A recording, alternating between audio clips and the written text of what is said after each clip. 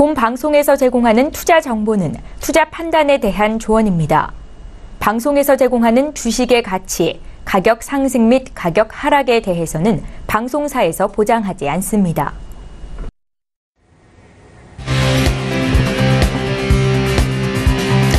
슈퍼스탁 발굴 프로젝트 글로벌 슈퍼스탁의 김민아입니다. 미국, EU, 중국 3국지의 무역 구도를 가늠하기가 어렵습니다. 이른 아침에 미국과 EU의 무역 담판 결과가 발표가 됐는데요. 트럼프의 말 한마디에서 알 수 있었습니다. 우리 모두가 승리했다. EU와 미국이 모두 원하는 방향으로 결론이 났다라는 것입니다. 문제는 미국이 유럽으로부터 이 LNG를 더 많이 수입하는 대신 지금 중국은 EU는 미국에 대두를 더 많이 사들이기로 한 건데요.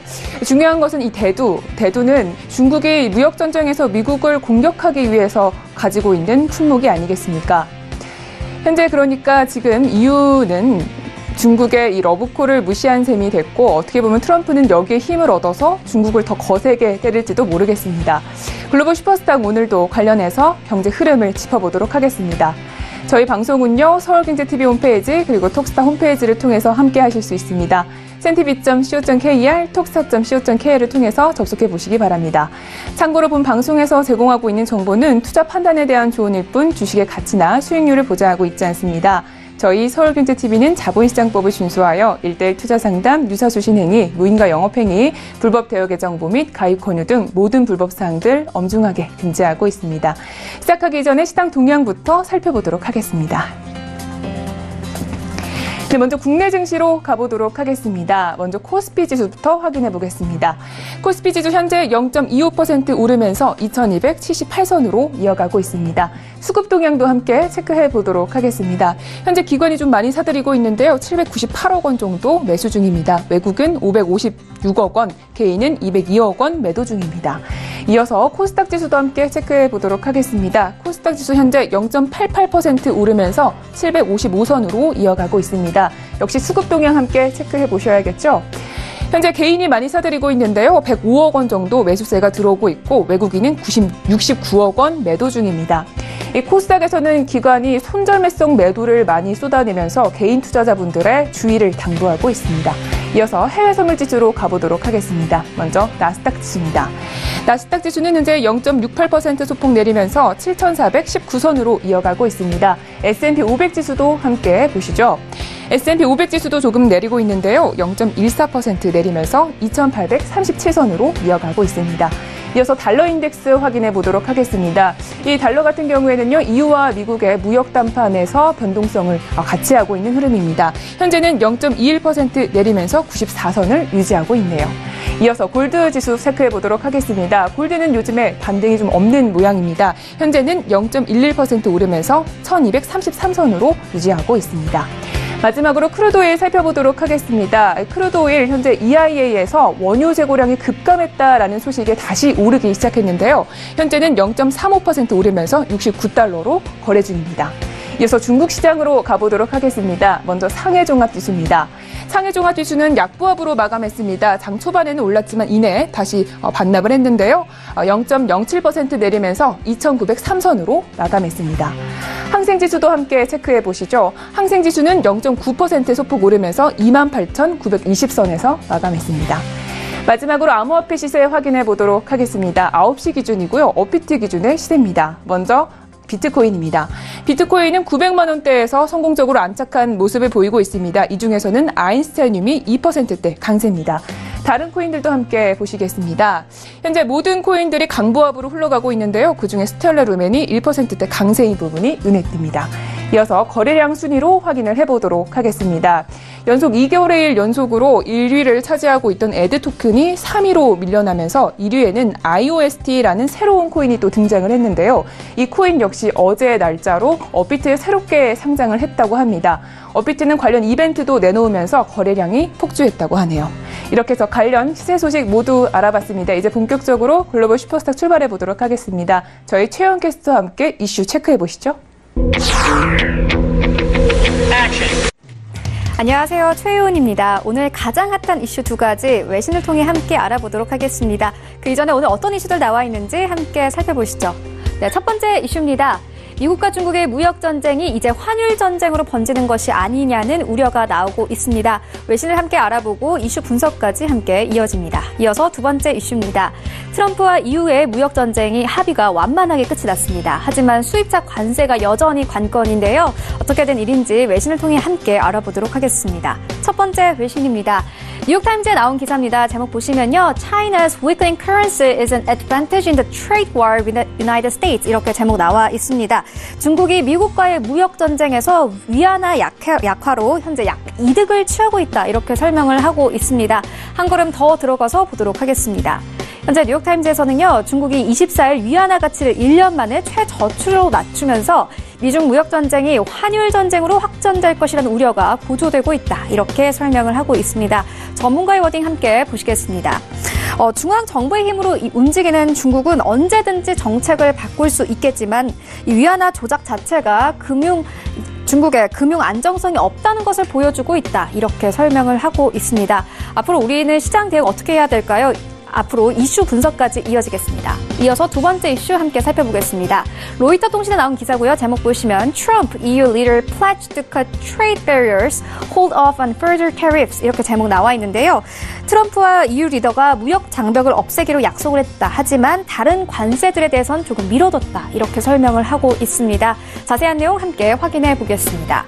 로이터 통신에서는요. 트럼프 미국 대통령과 융커 유럽연합 집행위원장이 EU의 대미 무역 장벽 완화에 합의했다. 일촉즉발로 치닫던 미국과 EU 간 무역 전쟁, 이른바 대서양 무역 전쟁 위기가 완화될 것으로 보인다. 이렇게 설명을 하고 있습니다. 한 걸음 더 들어가서 보도록 하겠습니다. 트럼프가 기자회견에서 한 말인데요. 함께 보시면요. 우리는 비자동차 산업에 대해 무관세, 비관세 장벽, 그리고 재료 보조금을 목표로 함께 합의를 이끌어냈다. 이렇게 설명을 합니다. 하지만 진짜 합의 내용은 앞으로 남아 있습니다.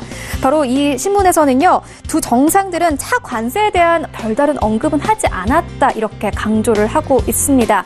이렇게 중국과 미국 그리고 미국과 EU 관계까지 모두 살펴봤습니다. 지금부터 이슈 분석 이어집니다. 네, 이제 본격적으로 글로벌 이슈 앤 가이드 출발을 해보겠습니다. 오늘 김동우 대표님과 함께합니다. 인사 나눠볼게요. 안녕하세요. 네, 안녕하세요. 김동우입니다. 반갑습니다. 네, 반갑습니다. 자, 첫 번째 이슈부터 분석을 함께 해보도록 하겠습니다. 지금 미중 간의 환율 전쟁으로까지 번질 위험이 도사리고 있는 가운데 국내와 글로벌 증시에 미칠 영향이 궁금한데요. 멘토님 어떻게 보시나요? 네, 지금 이제 미국과 중국의 무역 전쟁에서 중국이 강경한 어떤 다른 관세 부과라든지 이런 것보다는 좀 환율로 좀 위안화에 대한 절하로 지금 미국을 압박하고 있는 그런 내용인데요. 중국이 이제 24일날 위안화 가치를 이제 1년 만에 최저로 이제 낮추면서 미중 무역 전쟁이 환율 전쟁으로 확전될 거라는 이제 그런 우려감이 지금 제기가 되고 있는 상황이고요. 이제 미국이 환율 조작국 의혹 제기에 대해서 이제 중국은 인위적으로 위안화에 절하를 한 건 아니다라고 지금 반박에 나섰고요. 중국 지도부의 이제 속내를 전하는데 관영 매체들에 의하면 금융당국이 이제 의도적으로 환율을 조작한 것이 아니라 미국의 관세 보복에 따른 시장의 어떤 자연스러운 어떤 대응책이다. 이렇게 말할 수밖에 없는 거죠. 그리고 중국 입장에서는 그렇게 얘기하는 게 당연한 것이고요. 하지만 이제 이런 위안화 절하에 의해서 미국이 압박을 받느냐, 그것보다는 지금 대중 수출이 의존도가 굉장히 높고 우리나라 같은 경우 악영향을 받지 않을 수가 없다. 이게 가장 큰 문제인데요. 그래서 미국과 중국이 어떤 싸움을 하든 간에 그건 첫째 문제가 아닐 것 같고요. 저희 나라로 봤을 때 위안화 절하에 따라서 우리나라 수출 업종에 굉장히 타격이 우려가 되고 부정적인 영향이 있는 것만은 사실이다 해서 향후 지금 미국과 유럽 쪽에 그런 또 합의 정책이 나왔듯이 중국과도 그런 하위 정책이 나올 수 있는지 향후 그런 대내외적 이슈들 잘 살피면서 시장 대응하도록 하겠습니다. 알겠습니다. 첫 번째 이슈는 여기까지 분석을 해보고요. 자, 계속해서 다음 이슈로 넘어가 보도록 하겠습니다. 현재도 계속해서 무역전쟁과 관련해서 트럼프와 EU 융커 집행위원장이 회담을 좀 진행이 되고 있는데요. 유럽과 미국은 서로 대두와 LNG를 양보를 하고 또 미국은 유럽차 관세 부과를 좀 보류를 하기로 결정을 한 상태입니다. 양국 모두 좀 분위기가 좋아 보이는데요. 이번 이슈와 관련해서 향후 시장의 방향 그리고 우리 투자자들이 대처해야 할 방법까지 제시해 주시기 바랍니다. 네. 지금 사실 오늘 우리나라 시간 오늘 새벽이죠. 그렇죠? 이제 그 부분에서 EU와 트럼프와의 어떤 휴전. 자, 이거는 좀 예상을 하기에는 조금 빠른 감이 있지 않나 싶었는데요. 어쨌든 오늘 새벽 저희 나라 시간 한 3시, 4시경을 기해서 그런 이슈들이 나왔는데 아직 정확한 합의 내용에 대해서는 좀 러프하게만 나온 상태고요. 이 합의에 따라서 모든 게 다 해결됐다고 보여지지는 않습니다. 그러다 보니까 미국 지수 같은 경우는 지금 그 영향으로 해서 안 그래도 지금 최근 상승세에 있었고 어제 조정세에 있다가 급격하게 급반등을 시키면서 상승으로 마감을 하는 모습인데요. 자, EU가 단순히 미국의 트럼프의 행정부의 이런 압박을 단순하게 그냥 항복하는 의도는 아닐 거라고 보여지고요. 차후 조금 디테일한 그런 내용들이 나오게 될 거라고 지금 예상을 하고 있고요. 더군다나 아직 자동차 관세 문제는 단순하게 풀려진 문제는 아니기 때문에 향후 이러한 문제들을 좀 더 지켜봐야 될 것 같고 좀 나쁜 결론으로 가지는 않겠지만 여러분들도 아시다시피 미국 지수 같은 경우 그간 미중 무역 전쟁 유럽과의 그런 전쟁에 있어서도 지수의 영향은 크게 받았다고 보여지지는 않아요. 그래서 어떤 선반영된 부분도 많이 있다라고 보여지기 때문에 너무 위로의 상승으로의 기대감만 너무 부풀리는 것도 그것도 위험스럽다는 생각을 하고요. 향후 추가적인 이런 EU와의 그런 자동차 관세 부과 문제 등도 좀 살피면서 시장 대응을 해야 되겠습니다.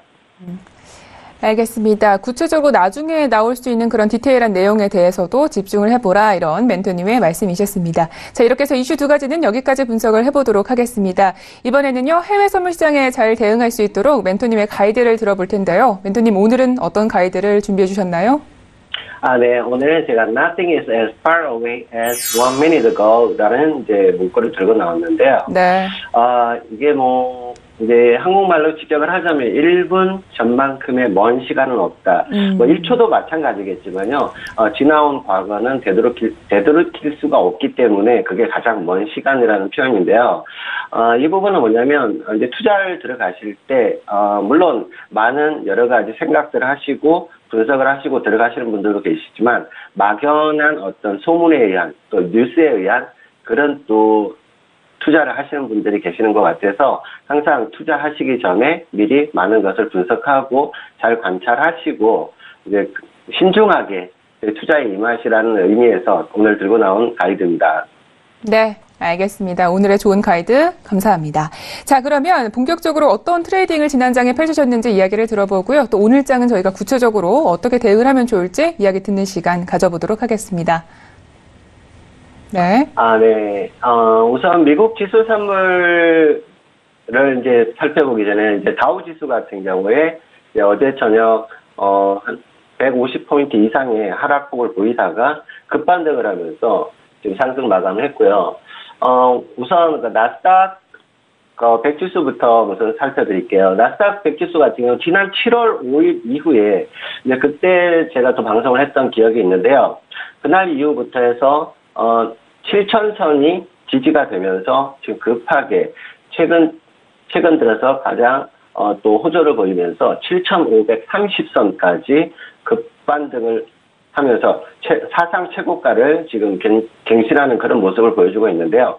근데 오늘 새벽 미국, 유럽의 합의 내용 뉴스와 함께 또 지금 기업 실적 시즌인데요. 거기서 또 주요 기업들의 또 예상치 못한 악재가 나오면서 오늘은 아침 출발이 갭 하락으로 시작하면서 지금 약간 낙폭을 조금씩 줄여가는 그런 모습이고요.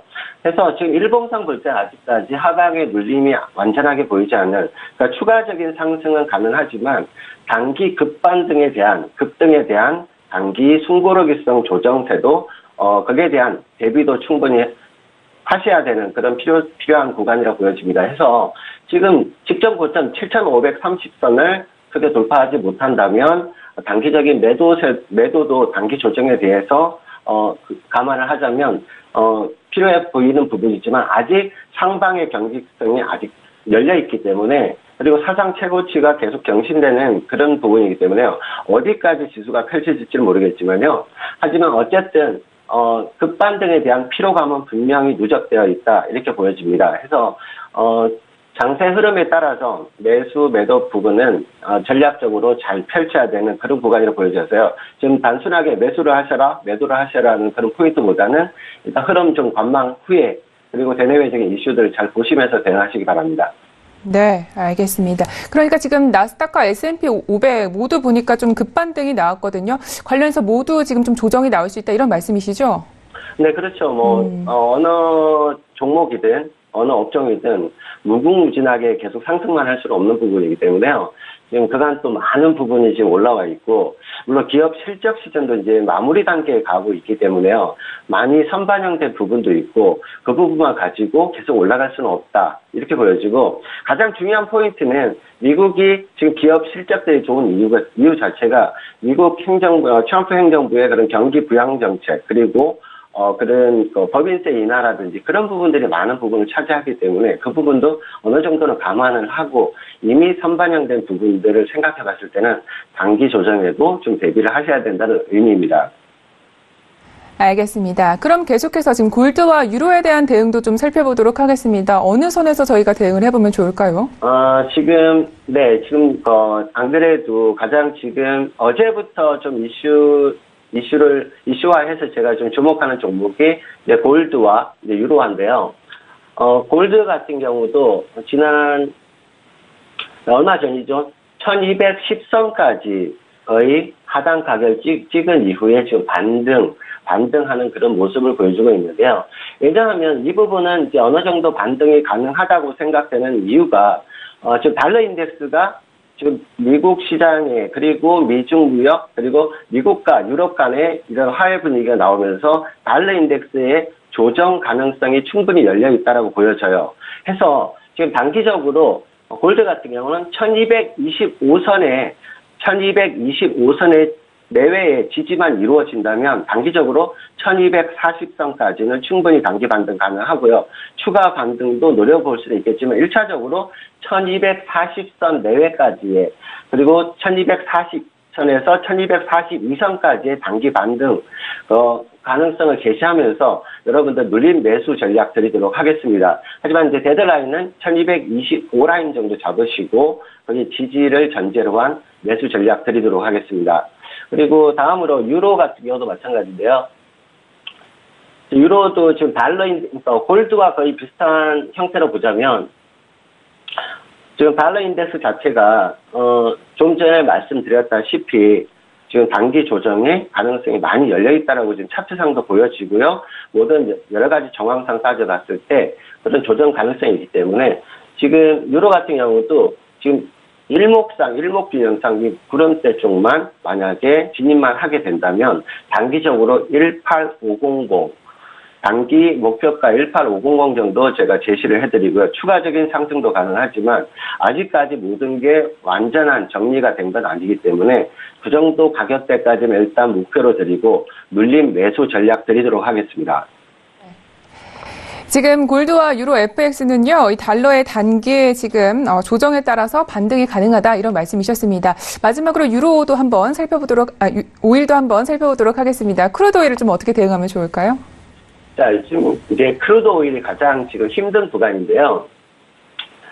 지난 7월 18일 기준으로 이제 66불대까지 크게 밀리면서 물론 이제 증사 문제라든지 그리고 경기에 대한 무역 전쟁의 여파로 인해서 단기 조정이 급하게 내려왔었죠.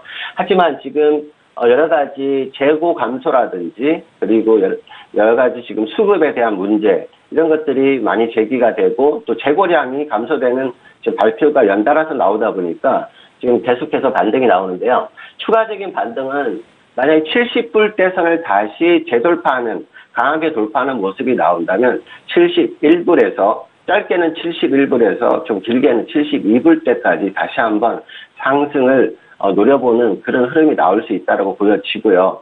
그래서 지금 단기적으로는 매도 쪽보다는요, 물론 이슈들에 의해서 좀 흔들림은 있을 수 있겠지만 매도 쪽보다는 단기 분봉으로 제가 제시를 해드리자면 69불대만 무너지지 않는다면 추가적인 단기 반등 가능한 구간이어서 너무 추격 매수도 자제하셔야 되겠지만 아랫단 69불 지금 이 라인대 그리고 추가적으로 내려오더라도 기준선 60분 봉상 이 장대 양봉의 절반 이하를 내려가는 모습이 아니라면 눌림에서의 매수 전략들이고 목표가는 최소 71불 선으로 제시하겠습니다. 알겠습니다. 이렇게 해서 모든 상품에 대해서 이야기를 들어봤습니다. 글로벌 이슈 앤 가이드는 여기까지 이야기 듣도록 하겠습니다. 말씀 모두 고맙습니다. 네, 감사합니다. 다음 주에 뵙겠습니다.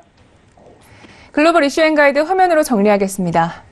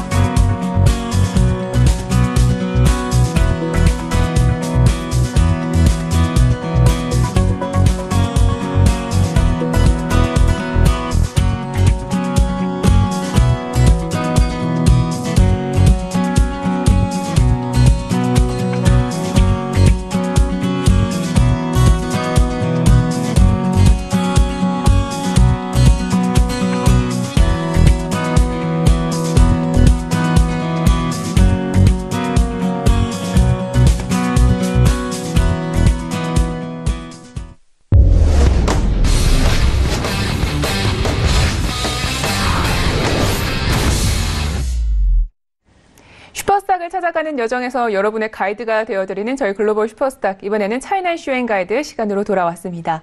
중국 시황 이야기 그리고 유망 투자 종목에 대해서 소개를 들어보실 수 있습니다. 먼저 어떤 이슈들이 나와 있는지 화면으로 만나보시죠. 오늘의 차이나 이슈 첫 번째는요. 중국 국영 반도체 기업이죠. 칭화 유니그룹이 프랑스 반도체 업체인 메이커 랑생을 전격 인수했습니다. 메이커 랑생은 어떤 기업이고 인수 배경에는 어떤 일들이 있었는지 잠시 후에 자세히 짚어보겠습니다. 두 번째 차이나 이슈입니다. 중국 의료기기 업계 1위를 달리고 있는 마이루이 의료가 미국 증시에서 내려온 지 2년 만에 중국 본토로 돌아왔습니다. 마이루이 의료의 상장이 중국 시장에는 어떤 영향을 미치게 될지 두 번째 차이나 이슈에서 알아봅니다.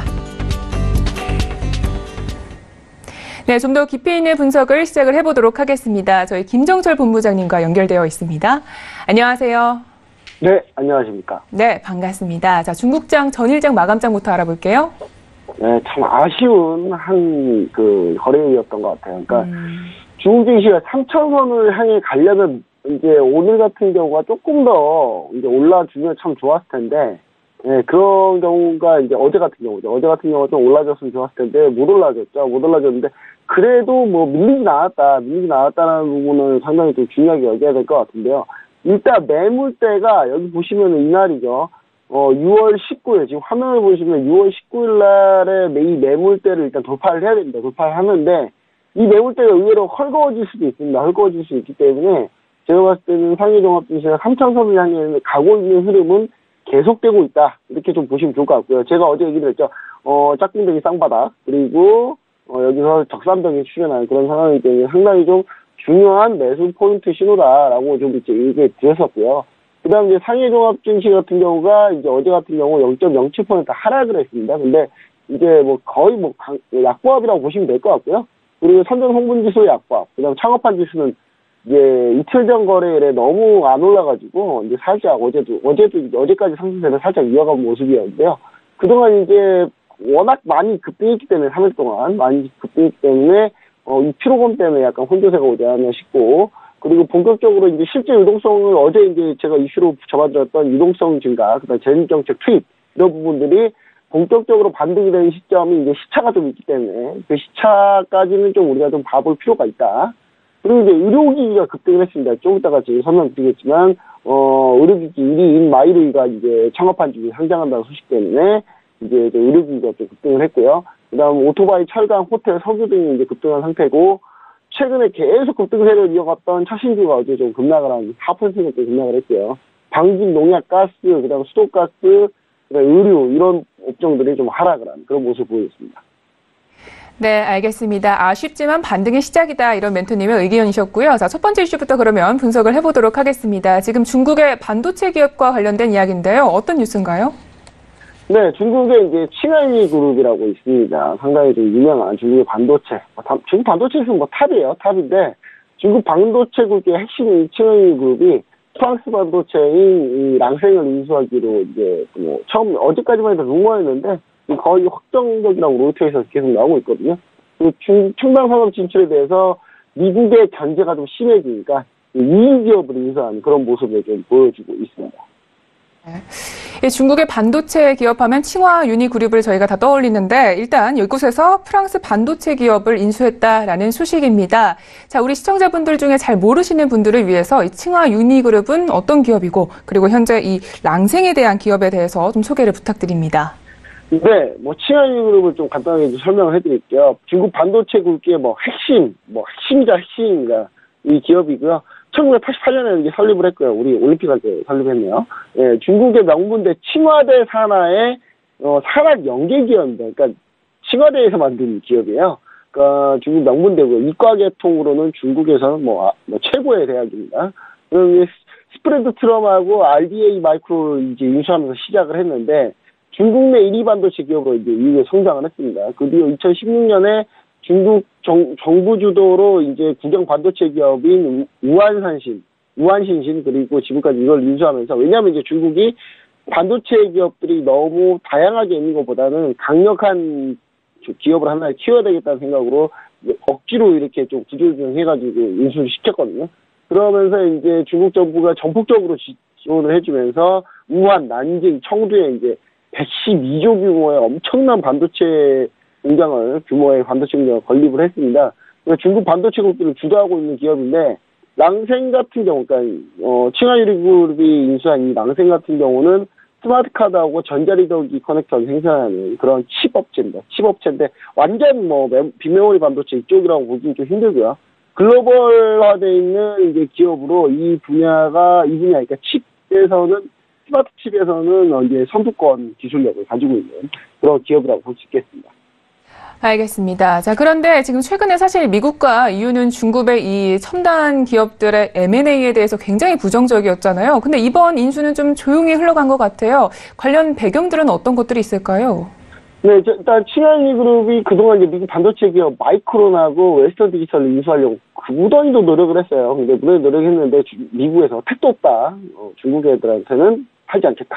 예, 회사를 망하게 할지언정 중국 애들한테 팔지 않겠다라고 이제 그런 식으로 이제 아주 강렬하게 반대를 했죠. 그러면서 이제 미국 당국 규제로 인수에 실패했고요. 또 칭하이 그룹이 파워테크, 대만의 파워테크를 인수하려고 했는데 이 역시도 이제 대만 당국한테 밀려가지고 좌절을 했습니다. 근데 중요한 사실은 뭐냐면 사실 대만이나 미국이나 약간 좀 중국의 이런 기술 굵기에 대해서 좀 별로 좋게 생각하지는 않거든요. 그래서 이제 그런 부분도 좀 강하고요. 그 다음에 반대로 반도체 강국이 이제 일본, 미국, 대만에서 잇따라 인수에 좀 실패를 했고요. 그래서 이제 눈으로 돌린 게 이제 EU 쪽 기업들. 그나마 EU 쪽은 이제 중국하고 손잡으려고 하는 제스처가 좀 있기 때문에 그렇다고 아프리카의 반도체 기업을 찾을 수는 없잖아요. 아프리카 반도체 기업이 있지도 않을 것 같고.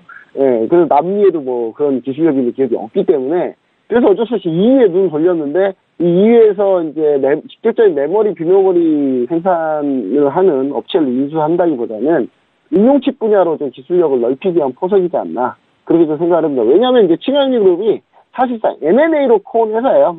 기술력이 엄청 뛰어나다 그렇게 보고 있지 않은데 일부 일각에서는 칭하이 그룹이 조만간 삼성전자를 4, 5년 뒤에 따라할 수 있다라고 하는데 저는 칭하이 그룹이 2, 3년 뒤에 안 망하면 다행이다. 저는 약간 이렇게 좀 생각하고 있기 때문에 약간 의견은 좀 다르지만 여튼 기술력을 응용칩 분야 기술력을 좀 높이기 위해서 많이 노력을 하고 있다. 이렇게 볼 수 있겠습니다. 알겠습니다. 자, 첫 번째 이슈는 여기까지 분석을 해보고요. 계속해서 두 번째 이슈 함께 체크를 해보도록 하겠습니다. 먼저 어떤 내용인지 이야기 들어볼게요. 네. 이번에는 이제 어제 의료기기 급등세를 연출시켰던 바로 이제 마이루이 그 의료기기 업체에 관한 뉴스인데요. 의료기기 1인자입니다, 마이루이. 근데 이제 1조 원 정도의 기업공개 IPO 규모가 1조 원 정도. 그러니까 신규 주식 수가 1조 원 정도예요. 그러니까 뭐 작은 건 절대 아니고요. 중국 심전도 모니터 시장 점유율 50% 장악하고 있는 그 마이루이 같은 경우가 이제 최애 매출도 많은 회사인데 이제 최근에 원자바오 전 총리도 방문해서 핵심 기술 이 회사가 기술력이 상당히 괜찮아요. 괜찮은 회사고요. 중국 기업답지 않죠. 중국 기업답지 않게 기술력이 뛰어난 기업인데 중국 이제 의료기기 산업의 성장성이 매우 뛰어나기 때문에 이 부분에 대해서 이제 IPO가 되면서 상당히 좀 많은 관심을 집중받고 있다. 이렇게 좀 얘기 드릴 수 있겠습니다. 네. 국내에서는 잘 알려지지 않았지만 이 해당 마이루이라는 기업은요, 중국 의료기계에서 공룡으로 잘 알려져 있습니다. 자, 창업한 지수에 지금 상장을 한다는 건데 원래는 뉴욕 증시에 상장이 했었던 전력이 있습니다. 일단 이 역시도 저희 마이루이 기업에 대해서 설명을 좀 들어봐야겠죠. 네, 중국 광둥성의 유명한 기업입니다. 중국 광둥성 선정소재의 의료기기 업체입니다. 마이루이로 이제 찾아보면 사실상 좀 찾기 힘들어요. 여러분들이 마이루이가 뭐지? 근데 마인드레이라고는 아마 의료 쪽 종사하신 분들은 거의 대부분 들어보셨을 겁니다. 그러니까 마인드레이라는 이제 그 브랜드를 쓰고요. 의료기기 업계에서 아주 유명한 중국의 글로벌 기업 중에 하나입니다. 중국에서 글로벌로 통하는 몇 안 되는 기업이에요. 네, 중국 내 심전도 모니터에서는 시장 점유율 1위고요. 원격진료, 체외진단기기, 의학영상 이쪽 부분도 점유율이 상당한 중국 내는 이미 다 천하통일 했다고 보시면 될 것 같고요. 그 해외에서도 상당히 매출 비중이 많은 그런 회사입니다. 전 세계 190개 나라에 수출을 하고 있고요. 중국 내에서만 한 11만 개 의료기관에 납품을 하는데 이 11만 개 중에 99%, 중국에 11만 개의 의료기관이 있다고 해요. 거기서 99%에 납품을 하고 있어요. 북미 유럽 등지에서도 자회사만 40개가 있고요. 2006년에 나스닥에 좀 상장을 했는데 2016년에 상장 폐지했습니다. 2016년에 상장 폐지했는데 이게 상장 폐지가 뭐 이렇게 되게 좀 안 좋아 상장 폐지했냐? 그거 아니에요. 돈이 굳이 필요 없어가지고 워낙 잘 되니까 회사가 돈이 굳이 필요가 없으니까 상장 폐지한 거거든요. 그러니까 우리가 IPO 이유가 뭐겠습니까? 자본 조달하려고 IPO 하잖아요. 근데 자본 조달이 필요가 없는 거예요. 그래서 상장 폐지했다가 이제 다시 중국으로 유턴하는 그런 모습이고요. 2017년 순이익은 무려 62%나 증가를 했고 2018년도 그보다 더 증가하겠죠. 그래서 그 부분을 우리가 좀 체크포인트로 좀 보시면 좋을 것 같습니다. 네. 내용을 들어보니까 정말 엄청난 기업인데요. 이 상장 이후에 좀 주가가 어떻게 될까요? 앞으로 좀 더 올라갈 수 있을지가 궁금한데, 일단 지금 미국과 중국의 이 무역 전쟁이 계속되고 있는 지금에 아무래도 주가에 좀 영향을 미치지 않을까 이런 걱정도 있습니다. 어떻게 보세요? 네. 저희가 이제 IPO 종목들 이 시간에 많이 얘기 드렸었죠. CATL도 얘기 드렸고, CATL은 저희가 얘기 드리고 나서 260% 올랐습니다. 글로벌 스포츠탁 중국 시청하시는 분들 잘 들으셔야 돼요. 그러니까 우리가 얘기하는 종목이 몇백 프로가 할 수도 있는 그런 상황이거든요. 사실 이제 마이루이 같은 경우는 의료기기 산업 발전하고 성장성은 그 누구도 부정할 수 없어요. 이쪽 중국 쪽은. 왜냐하면 중국 사람들이 고령화되고 있고 아프기 시작하고 있어요. 중국은 대륙 스케일로 아프거든요, 앞으로. 네, 그런데 메인앤 건강, 제가 예전에 메인앤 건강을 얘기 드렸었죠. 상장 이름으로는 민영건강산업이라고 소개시켜드렸는데 이것도 급등하고 있지 않습니까, 매번? 그러니까 또 중국 제약바이오 기업을 이제 계속 소개시켜드렸는데 제가 거의 적중률이 거의 90% 육박이에요, 제약바이오는. 그러니까 그런 부분을 좀 생각해 보시면 제약바이오, 의료기기, 헬스케어 이쪽 산업이 얼마나 좀 대단하냐 이 부분을 좀 우리가 좀 눈여겨 보셔야 되는데 중요한 건 이제 마이루이 같은 경우가 일부 부품 미국에서 수입을 합니다. 미국 EU에서 수입을 하기 때문에 관계가 좀 악화되면 미국하고 EU에서 부품을 수출을 안 해버리면 제품을 만드는 약간 그런 상황이 좀 있기 때문에 직격탄을 맞을 가능성이 있습니다. 하지만 근데 중국 내에서는 기술이 워낙 우수하고 이 시장장이 상당히 좋고요. 지금 현재 저가 시장은 이미 중국 의료기기 저가 시장은 전 세계적으로 이미 거의 다 마이루이가 거의 다 가져갔다고 보시면 될 것 같고 고가 시장을 위협하고 있습니다. 그만큼 성장성도 높은 거예요. 그래서 제가 봤을 때 창업한 지수 상장이 되면 지금 CATL이 시총 1위인데 어제 하한가 갔죠. 근데 지금 이제 그 마이루이 같은 경우도 시총 베스트 3 안에 들지 않을까. 그렇게 좀 생각을 해보고요. 상당히 매매 포인트가 나올 때 제가 다시 한번 이 시간에서 종목 매수가랑 해가지고 소개 한번 시켜드리도록 하겠습니다. 네. 이 무역 전쟁의 악영향은 피할 수는 없겠지만 그래도 전반적으로는 긍정적으로 보고 계셨습니다. 이렇게 해서 저희 이슈 여기까지 이야기 들어보도록 하겠습니다. 이어서 매매 전략 시간으로 가보도록 하겠습니다. 오늘도 이제 기업에 대해서 소개를 해주신다고 하는데요. 오늘의 기업 어떤 기업인가요? 네, 오늘 같은 경우는 제가 기업을 이제 다시 한번 가져온 게 이제 리뷰인데요. 리뷰이면서도 한 종목, 두 종목을 가져왔는데 한 종목은 리뷰이면서도 다시 이제 매수가를 제시해드린 그런 기업입니다. 첫 번째 기업은요, 만화화학입니다. 만화화학 지난번에 소개시켜드리고 리뷰 한 번 또 해드렸는데 왜 이렇게 리뷰가 많냐? 이런 얘기 하실 거예요. 근데 어쩔 수 없어요. 네, 너무 많이 올랐어요. 너무 많이 올라가지고 자, 제가 지난번 리뷰 시간에 뭐라 그랬냐? 자, 만화학 먼저 간단하게 소개해드리고 600, 309, 650, 339 상위에 상장되어 있고요. 중국 유일한 폴리우레탄 화학업체입니다. 화학업체라는 거 잘 알고 계시면 좋을 것 같고, 제가 지난번에 한번 소개시킨 두 번째 리뷰해드릴 때, 손절가를 상향하고 2차 목표가를 53.500으로 높여놨어요. 근데 정확히 얘기 드릴게요. 정확히 터치하고 나왔습니다. 어제 저희 장중에, 저희 무료 톡방에서 박수치고 막 그랬었어요.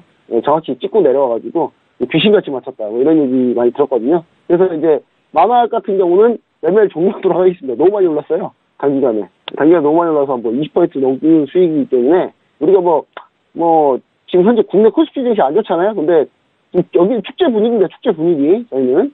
자, 그리고 이제 두 번째 종목을 제가 얘기 드리겠습니다. 중국 국제여행이에요. 중국 국제여행 소개시킨 지 참 오래됐습니다. 참 오래됐는데 이거 초반에 제가 얘기 드렸던 종목이거든요. 네, 초반에 얘기들은 중국 국제여행 어떤 회사냐? 여행사예요, 여행사인데 면세점도 같이 하는 여행사거든요. 근데 이 중국 면세점과 여행 사업을 같이 하는데 본격적으로 이제 여행 성수기죠. 저도 지금 휴가 갔다 왔는데, 지금 장난 아닙니다. 지금 제가 멀리는 못 갔어요. 멀리는 못 갔는데, 저는 제가 간 곳이 중국인 줄 알았어요. 사람이 너무 많아가지고, 중국 사람들이. 거의 중국 사람들밖에 없더라고요, 전부 다. 심지어 거기가 이제 중국 사람들이 잘 가기 힘든 곳인데도 불구하고. 본격적으로 여행 성수기가 최대 여행사로, 중국 최대 여행사입니다. 최근 마카오에 자회사를 설립했는데, 마카오 시내 면세점까지 개설을 한 형태입니다. 중국 해남도에 지난번에 소개시켜드린 포인트가 뭐였냐면, 중국 해남도의 면세점을 연다는 것 때문에 제가 얘기 드렸는데, 해남도 면세점이 대박 났어요. 완전 대박 났거든요. 그런 부분들 때문에 주가는 더 오르고 있습니다. 그래서 1, 2천 포까지 진작에 달성했고요. 지금 너무 많이 올랐습니다. 거의 무려 상승률이 거의 45%, 한때 50%까지 육박했어요. 주가 수익률이. 저희가 얘기 드리고 수익률 자체가 50%까지 갔었는데, 지금 이제 추가 공략도 가능하다, 이제는. 다시 또 추가 공략도 가능하다. 이렇게 올랐는데 또 추가 공략 왜 하냐? 믿고 하시면 됩니다. 왜냐면 제가 지금까지 소개해드린 종목 잘 보시면 어떤 스타일인지 잘 아실 거예요. 매수가가 67점 대신 이제 조금 보수적으로 하자고요. 좀 여기서 너무 많이 올랐기 때문에. 67.400 위안. 이쪽에다가 매수를 까는 겁니다. 매수 까는 거고요. 그다음 손절가는 61.770. 약간 살짝 짧게 잡겠습니다. 손절가. 워낙 수익 많이 났기 때문에 이 정도 뱉어도 사실 저희 상관없습니다. 1차 목표가는 75 위안을 이제 저희가 설정해 놨고요. 2차 목표가는 지금 우리나라 여행사 최고 PER 한번 대비해 봤어요, 제가. 그랬더니 83 위안 나오더라고요. 83 위안까지 2차 목표가 보시면 좋을 것 같습니다. 네, 알겠습니다. 만화화학과 중국 국제 여행에 대해서 이야기를 들어봤습니다. 이렇게 해서 차이나 이슈 앤 가이드는 여기까지 하도록 하겠습니다. 오늘도 말씀 모두 고맙습니다. 네, 감사합니다. 차이나 이슈 앤 가이드 화면으로 정리하겠습니다.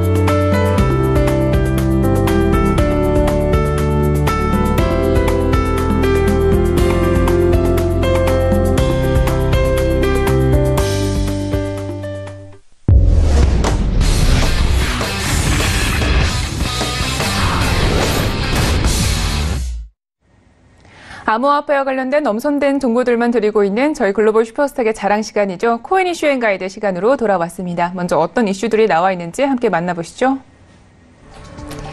첫 번째 코인 이슈입니다. 시진핑의 신도시라 불리는 중국 슝안시구가 블록체인 개발업체와 손잡고 블록체인 시티 구축에 나섭니다.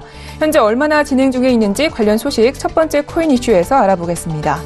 두 번째 이슈입니다. 암호화폐 투자 거물로 잘 알려진 월가의 전설 마이클 노보그라츠가 암호화폐 담보대출 서비스의 투자에 화제를 모으고 있습니다. 노보그라츠의 선택을 받은 업체는 어떤 곳인지 첫 번째 코인 이슈 분석 후에 알아보겠습니다. 네, 본격적으로 이슈 분석을 해보도록 하겠습니다. 저희 이선주 멘토님과 함께합니다. 안녕하세요. 네, 안녕하세요. 네, 반갑습니다. 자, 첫 번째 이슈부터 함께 분석을 해보도록 하겠습니다. 어떤 뉴스인가요? 네, 리버풀 도시에 이어서 또 오늘도 중국에서 이제 슝안 신구라고 하는 시진핑 신도시라고 불리는 그곳이 또 블록체인과 관련돼서 또 새로운 모습으로 탈바꿈하고 있다는 소식을 전해드리겠는데요. 시진핑 신도시라고 아마 좀 들어보셨던 분들도 있을 거예요. 이제 블록체인 기술 도입을 위해서 이제 컨센서스와 함께 양해각서를 체결을 했는데요. 이 슝안 신구 행정부 같은 경우는 해당 지구를 이제 차세대 스마트 시티 및 블록체인 혁신의 그 허브로 만들기 위해서 블록체인의 도입을 고려하고 있고 또 이를 위해서 블록체인 개발 업체인 컨센서스와 협력 관계를 맺어서 지금 추진 중에 있는데 이 파트너십이라는 게 이제 슝안 신구가 스마트 시티 개발을 위해서 외국 기업과 협력을 한 첫 사례로 또 이제 의미가 있는데요. 슝안 신구 같은 경우는 중국 기업인 텐센트라든지 또 엔트 파이낸셜 그리고 TU360과 제휴를 해서 블록체인 기술 도입을 추진 중에 있습니다. 지금 스마트 시티 구축에다가 블록체인을 활용한다 이런 이야기입니다. 현재 슝안 시구 개발 구체적으로 좀 어떻게 진행이 되고 있나요? 네, 일단 슝안 신구 개발 같은 경우는 시진핑 중국 국가주석의 특별경제구역 프로젝트인데요. 이제 작년 4월이었죠. 중국에서 슝안 신구를 첨단 도시로 만들 계획을 공식 발표를 했습니다. 그래서 수도권 균형 발전의 핵심인 슝안 신구가 베이징에 집중된 기능 중 일부를 이제 분산하는 데 목적을 두고 있는데요. 이를 통해서 이제 신구를 경제 중심지로 육성하고 또 징징지라고 해서 이제 베이징, 텐진, 허베이 등 이런 곳들을 이제 징징지라고 하는데 여기에 대해서 균형 발전을 추진하겠다고 밝혔습니다. 이제 베이징에 있는 일부 정부기관과 연구시설들도 신구로 이제 이전될 계획인데요.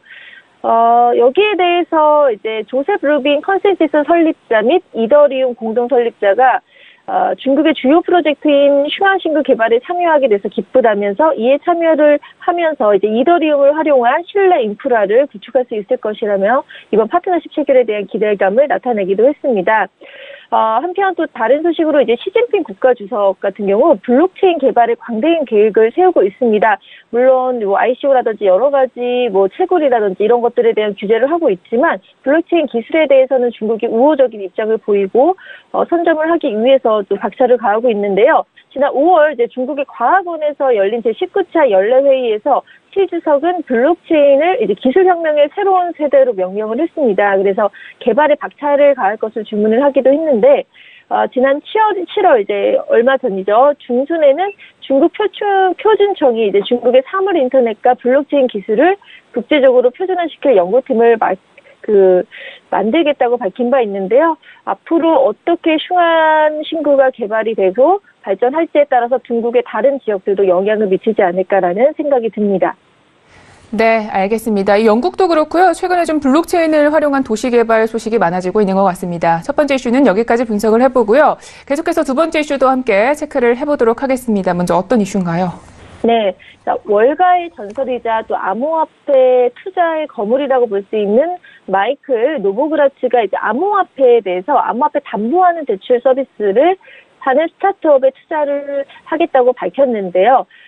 좀 암호화폐가 이제 정말로 여러 곳에 진출을 한다고 생각을 드실 것 같아요. 이제 지난 24일이었죠. 암호화폐 담보대출 서비스 업체인 블록파이가 회사 공식 블로그를 통해서 갤럭시 디지털로부터 5,250만 달러, 즉 우리나라 돈으로 약 592억 원인데 이 규모의 투자를 받아서 이를 계기로 사업 범위를 더 확장하겠다고 밝혔는데요. 갤럭시 디지털은 이제 노보그라츠가 설립을 해서 운영하는 암호화폐 전용 상업은행입니다. 그래서 여기에 대해서 이제 어떤 영향력이 큰 손이 이제 들어오면은 전체적인 시세에도 영향을 주지만 이렇게 암호화폐 담보 대출이라는 거는 그 신뢰가 기반으로 되어야 되는데 그거를 본격적으로 한다는 거에서 또 의의를 찾을 수가 있겠죠. 겉으로 보기에는 약간 위험성도 있지 않을까 이렇게 걱정도 되는데요. 일단 현재 이 블록파이는 좀 어떤 회사인가요? 네. 이제 지난 1월에 출범했습니다. 블록파이는. 근데 이제 뉴욕을 본사를 두고 기업과 소매 고객들에게 대출 서비스를 제공하는 스타트업 회사인데요. 암호화폐인 이더리움, 비트코인 같이 이런 좀 시가총액이 높고 안정적인 그런 암호화폐를 담보로 최대 $10,000,000까지의 대출 서비스를 진행하고 있습니다. 대출 기간 동안의 이자는 매월 달러 또는 암호화폐로 지불을 할 수가 있고요. 블록파이는 다수의 유명한 ICO, 암호화폐 공개에 대해서 초기에 투자를 해서 상당한 규모의 투자 포트폴리오를 보유하고 있는 것으로 알려져 있는데요. 갤럭시 디지털이 이제 대출 비즈니스 분야에서 블록파이의 어떤 전문성이라든지 아니면은 조직적 접근 역량을 고려해서 투자하게 됐다고 본인들의 또 의견을 밝히기도 했습니다. 네. $10,000,000면 굉장히 엄청난 수치인데 일단 블록파이 앞으로 좀 계획을 발표한 바가 있을까요? 네, 이제 자크 프린스 블록파이 최고 경영자는 이제 이번 갤럭시 디지털로부터 투자를 계기로 미국 외 다른 시장의 사업을 확장할 예정이라고 밝혔는데요. 이제 담보 가능한 자산의 범위도 비트코인과 이더리움 이외에 또 다른 암호화폐들까지 이제 확대가 될 예정이라고 지금 계획을 밝혔는데 이제 이번 투자와 함께 이제 크리스 페레로 갤럭시 디지털 이제 수석 책임자이자 또 블록파이의 이사회도 이제 합류를 해서요. 노브그라츠 대표의 말을 빌으면 이제 블록파이와의 파트너십을 통해서 암호화폐 투자의 길을 이끌고 싶다라고 또 포부를 밝혔습니다. 그래서 아무래도 이게 안정적으로 가다 보면은 암호화폐에 대한 좀 신뢰성, 물론 법정 화폐로 인정은 되고 있지 않지만 이게 점차 확대되고 성공을 이끈다면은 다른 곳에서도 다른 나라나 다른 투자자들에게도 또 영향을 많이 미칠 것으로 예상이 됩니다. 알겠습니다. 오늘의 코인 이슈 분석은 여기까지 하도록 하겠습니다. 자, 계속해서 강의 시간을 좀 가져보도록 하겠습니다. 오늘 선주 멘토님이 골렘에 대해서 이야기를 해주신다고 하는데요. 어떤 코인인지 정보를 알아보도록 하겠습니다.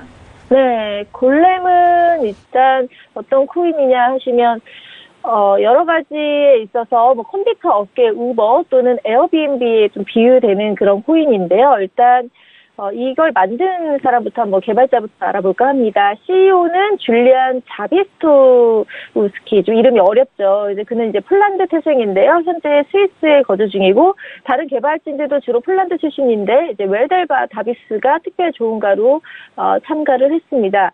개발 과정을 보면요. ICO는 2016년 11월 11일 날, 빼빼로데이네요. 여기에 이루어졌는데, 이제 골렘 프로젝트가 일반인 및 데이터 센터, 채굴장 등에서 쓰지 않는 유휴 자원, 그러니까 쓰지 않는 자원을 활용을 해서 공유 경제라는 점에서 착안을 해서, 아까 말씀드렸던 컴퓨터 업계 우버라든지 에어비앤비에 비유돼서 이제 그 암호화폐를 개발을 했는데, 자, 우버 같은 경우는 이제 아시겠지만 안 쓰는 자동차를 통해서 운송 서비스를 제공해주는 거고, 에어비앤비는 쓰지 않는 방을 임대해주는 거지 않습니까? 이것처럼 골렘도 이제 개인의 쓰지 않는 PC 자원을 제공해주는 겁니다. 이러한 공유경제 서비스 플랫폼처럼 이제 골렘은 분산 슈퍼컴퓨터를 사용자에게 제공하는 컴퓨터에 대한 파워 시장을 목표로 개발이 됐는데요. 여기에 대해서 이제 코인 발행을 보면 발행 한도는 이렇게 좀 되어 있고요. GNT 단위로 쓰고 있고요. 그리고 시가총액은 약 5,140억, 그리고 거래 가격은 약 616원에 거래됐는데 이제 계속 바뀌고 있습니다. 그래서 토큰의 82%인 8억 2천만 개가 이제 크라우드 펀딩으로 분배가 됐고 6%는 골렘 개발 및 운영진에게 11%를 골렘 팩토리사에서 할당을 했습니다. 거래 현황은 지금 국내에서 빗썸에 올해 5월 3일에 상장을 했고요. 그래서 골렘에 대해서 큰 특징을 말하자면 지금 MC님 시간이 될까요? 네, 계속해서 말씀해 주세요. 네, 특징을 말씀드리면요. 일단 특이한 구조의 코인이라고 말을 할 수가 있습니다. 사용자들이 이제 남는 CPU라든지 GPU 등을 모으는 것이 아니라 컴퓨터 자체에 대해서 프로세스를 빌려주는 건데요. 컴퓨팅 자원을 이제 P2P로 연결해서 공유하는 것이 가능해서 이 기술을 이용해서 골렘이 됐는데 골렘은 최초의 이제 진정한 분산 슈퍼컴퓨터며 컴퓨팅 파워쉐어를 위해서 글로벌 마켓을 만들고 있는데 이제 개발자에게 안전한 소프트웨어의 배포와 수익 창출을 위한 유연한 도구를 제공하고 있고요. 또 P2P 네트워크를 이용해서 이제 응용 프로그램의 소유자와 개별 이용자들을 다른 사용자의 컴퓨터 자원을 임대할 수 있도록 만드는 건데요. 이제 특징이 분산형 슈퍼컴퓨터다, P2P 네트워크다 이것만 기억하시고 더 자세한 거를 또 다음 시간에 한번 다뤄보도록 하겠습니다. 알겠습니다. 오늘은 골렘에 대한 이야기를 들어봤고요. 다음 시간에 더 자세하게 또 분석을 해주신다고 합니다. 오늘의 이야기 모두 고맙습니다. 감사합니다. 네, 오늘도 저희 글로벌 슈퍼스탁은 해외 선물과 중국 주식 그리고 암호화폐까지 전 세계를 대상으로 유망 투자 종목 발굴하기 위해서 열심히 달려왔습니다. 저희 방송은요, 서울경제TV 홈페이지 그리고 톡스타 홈페이지를 통해서 함께하실 수 있습니다. cntv.co.kr, 톡스타.co.kr을 통해서 접속해 보시기 바랍니다. 참고로 본 방송에서 제공하고 있는 정보는 투자 판단에 대한 조언일 뿐 주식의 가치나 수익률은 보장하고 있지 않다는 점 고지해 드립니다. 글로벌 슈퍼스탁 오늘은 여기까지입니다. 오늘도 성공적인 투자 판단하시길 바랍니다. 함께해 주신 여러분 고맙습니다.